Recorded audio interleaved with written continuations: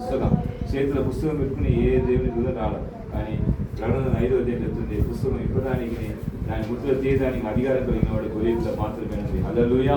ఇది అంతా సాదృశ్యం ఏమిటంటే పరిశుద్ధులను దూరంగా దిగి వచ్చింది ఎవరో కాదు, యేసయ్యనే ఏం చేస్తున్నాడంటే పరిశుద్ధ ఆత్మదేవుడు. కానీ యేసయ్య ఈ ఇద్దరిని కలిసి ఈ భూలోకానికి దిగి వచ్చి సీయోను సంఘంలో పరిచయం చేస్తున్నారు.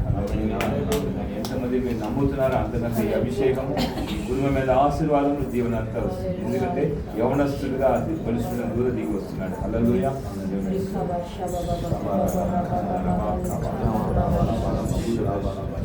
అదే పరిశుద్ధులను దూరం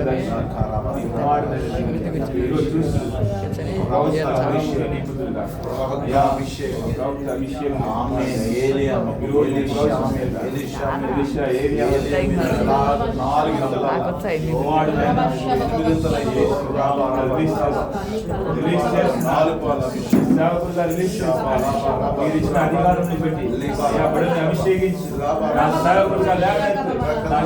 లేవనెత్తు నాకు అధికారం ఇచ్చినారయ్యా. మీరు ఇచ్చిన అధికారం మీది. మీరు చెప్పిన మాట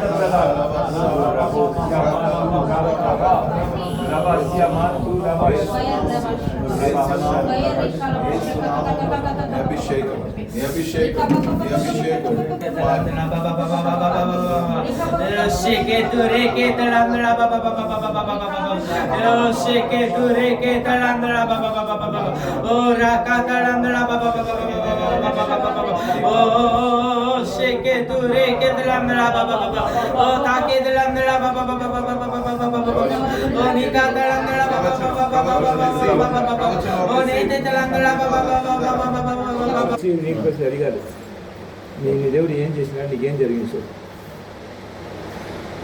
గొప్ప వెలుగు కనబడిన గొప్ప అగ్ని నా మీదకి దిగి వచ్చినట్టు కనబడింది. తర్వాత ఒక దేవుడు కనబడినట్టు ఒక ఆకారం కనబడింది.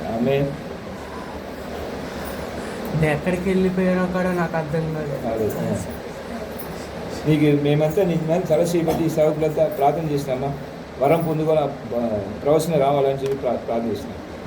అప్పటి నుంచి నీకేం తెలియదు.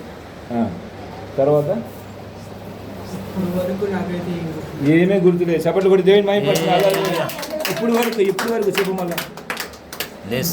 నేను మోకాలు దండేసి అప్పుడు గుర్తుంది. అప్పుడుదా గుర్తుంది. దాని తర్వాత ఏం జరిగింది అస్సలు గుర్తులేదు. ఎక్కడ ఉన్నావు గుర్తులేదు.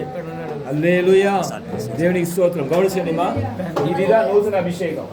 సీయోను సంఘంలో ఒక్కొక్క యవనస్తుడి ద్వారా దీన్ని లోకానికి దేవుడు తీసుకురాబోతున్నాడు. ఈ అభిషేకం మీ సంఘం మీద జనసంఘం దిగి వచ్చి ఇదిగా యేసు మహారాజు పట్టణంలో దేవుడే దిగి వచ్చి మాట్లాడే అభిషేకం. దేవుడే దిగి వచ్చి మాట్లాడే అభిషేకం ఇది ప్రవచన అభిషేకం. వేరే ప్రవక్తలు నిలబడతారు, వాళ్ళు మనసు వస్తుందని చెప్పేది వేరే, అది కాదు. బాగా గౌరవండి మాట్లాడకండి. గౌరవండి. ప్రవక్తల ద్వారా మాట్లాడేది వేరు. దేవుడు వచ్చి వాళ్ళు చెప్పదని చెప్తారు. ఇది దేవుడే దిగి వచ్చి మాట్లాడాలి. దేవుడే దిగి వచ్చి మాట్లాడే అభిషేకం. హల్లెలూయా. దేవుని మైండ్ దేవుడే దిగి వచ్చి మాట్లాడే అభిషేకము. దేవుడు ఈ రోజు శ్రీవంశంగా నుండి ఈ జంక్షన్ దేవుడు విడుదల చేసినాడు. హల్లెలూయా. అందుకే ఇంతసేపు 2 గంటల సేపు అయినా ఈ కుమారుడికి ఏదే తెలియదు, ఈ కుమారుడు పరలోకం వెళ్ళిపోయినాడు. హల్లెలూయా. ఎక్కడ వెళ్ళినాడు చెప్పండి? ఎక్కడ వెళ్ళినాడు? పరలోకానికి వెళ్ళిపోయి దేవుడే దిగి వచ్చి ఈయనలోని మాట్లాడినాడు. ఈ శ్రీవంశ సంఘంలో ఉండి బయలుదేరిన అభిషేకము మీ అందరి మీద కూడా కుమారించబడును గాక. మీ అందరి మీద కుమారించబడును గాక. ప్రతి సంఘం మీద కుమారించబడును గాక. ప్రతి బిడ్డ మీద కుమరించబడును గాక. ప్రతి యవనస్తుల మీద ప్రవేశించబడును గాక. ప్రతి యవన బిడ్డలో ప్రవేశిస్తును గాక. ప్రతి యవన బిడ్డలు అందరి మీద ఈ అభిషేకం దిగును గాక. ఇది అంతేకాల ఉజ్జీవం. దేవుడు పరలోకం నుండి దిగి వచ్చినాడు. హల్లెలూయా. ప్రతి యవన బిడ్డల్లో ఆయన ఉండి ఇలాగా మాట్లాడాలని దిగి వచ్చినాడు. ప్రతి యవనస్తులో ఆయన లోకమంతా ఉజ్జీవం తీసుకురావాలని దిగి వచ్చి అపోస్తుల కార్యం 2:17 ఇది. అపోస్తుల కార్యం 2:18 ఇదే. బాగా గుర్తుపెట్టండి. మనుషులందరి మీద ఆత్మ కుమరిస్తుందని చెప్పినాడు కదా. ఇదిరా ఈ ఆత్మ కుమరింపు. ఇలాగా దిగి వచ్చి అందరూ మాట్లాడబోతున్నారు. హల్లెలూయా. అందరూ మీరంతా ప్రవచించబోతున్నారు. ఈ ప్రవచన ఆత్మ ప్రతి సంఘానికి విడుదల చేయబోతున్నారు. దాని కొరకు పరిశుద్ధ పుస్తకం దేవుడు రాసి ఉన్నాడు. అది సియోన్ సంఘం నుండి లోకమంతటికి రాబోతుంది. ఆ పరిశుద్ధ పుస్తకంలో అందరి కొరకు యేసు మహారాజు పట్టణమైన పరిశుద్ధ పట్టణం, యేసు మహారాజు పట్టణం పాలూరు గ్రామం నుండి దేవుడు ఈ లోకం అంతటికి ఆయన దిగి వచ్చినాడు. ఆయన అందరి కొరకు బలి అయి ఉన్నాడు. మర్మం బయటికి రాబోతుంది. హల్లెలూయా. ఈ అభిషేకం మామూలుగా దిగల, దేవుడు అందరి కొరకు బలి అయి ఉన్నాడు. యవనస్తులు బలి అయ్యారు. ఇది పాలూరు గ్రామము పులివెందుల పట్టణము పక్కన ఉంది. కడప డిస్ట్రిక్ట్ ఆంధ్ర రాష్ట్రంలో ఉంది. ఇక్కడే లోకం అంతటికి దేవుడు ఉజ్జీవం తీసుకురాబోతున్నాడు. హల్లెలూయా.